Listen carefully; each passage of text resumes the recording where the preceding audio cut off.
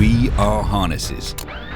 This is where the brand started, and for years we've been known for one thing: building some of the best harnesses in the industry. So it started with the Dark Rider, followed up by the Warrior harness. Firestarter was basically the first hardshell harness heating element on the insides.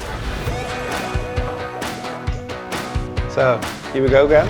So when we set out to build a harness with more responsible materials, it had to be just as good. We did a LCA, a life cycle assessment on materials, transportation and production. The output of this gave us valuable information and insights. For instance, we found out how much energy is needed to create carbon and how big the footprint of oil-based EVA is. We measured everything up to a certain benchmark, the Stealth, our highest performance harness. Despite using more responsible materials, the Evolve couldn't lower the bar. It had to be the Stealth harness.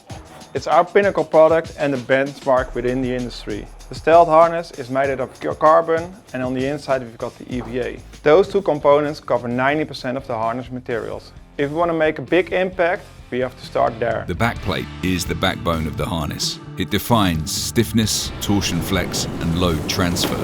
Traditionally, that means carbon, strong and light, but energy intensive to produce. So we went back to the material itself. Of moet ik gelijk gaan praten?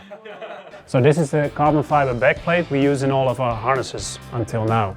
What we wanted to do is see if we could reduce this carbon footprint by reducing the amount of energy it requires to make this. So what we came up with is a recycled carbon fiber.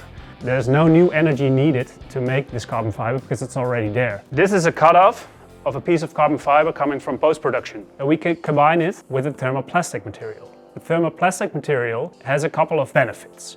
At the end of the life cycle, you can reheat it that much that you can split carbon fiber and nylon again. You have two separate components and it's really easy to recycle. Here in the Netherlands, we've engineered a backplate that is fully recyclable by design.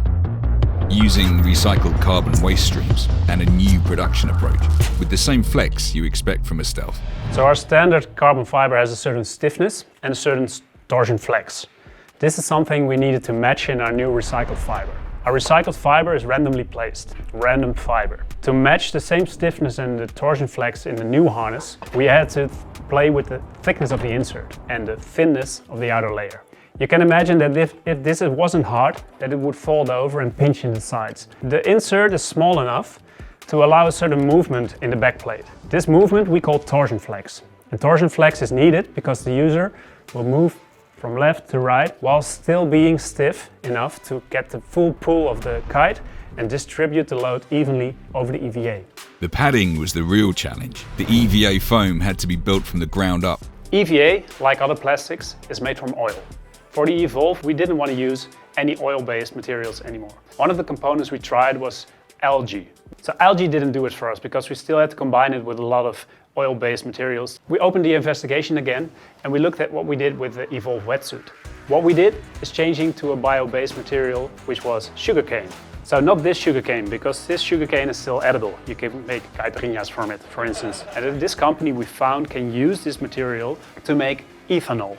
And ethanol is one of the main ingredients to make plastics. Developing a new compound based on sugarcane, a custom recipe of sorts, built to match the softness, support and performance of traditional EVA. So the end result are EVA pellets, which can be turned into a foam. And these pellets are made from a bio-based material. So we add some color to make it black and green. It's just a little bit of mixture together. So this is the final result. A Stealth harness EVA. It has the typical green dots. It still is 100% non-water absorbing and it has the same lifespan as our normal products. Around those core components, every detail was questioned. It took extensive testing. We changed materials where it made sense, and where swaps weren't possible without risking safety, we didn't force it. For safety reasons, we decided not to change the current buckles because the buckles are very strong right now. They can hold 280 kilograms. And if you use recycled materials, you can never reach that level of safety. What we also didn't change is all the stitching, all the seams, because the stitching equals the durability of the harness. In the end, all of this work has one place to prove itself: on the water. The Evolve harness was built to be used, to be ridden and pushed.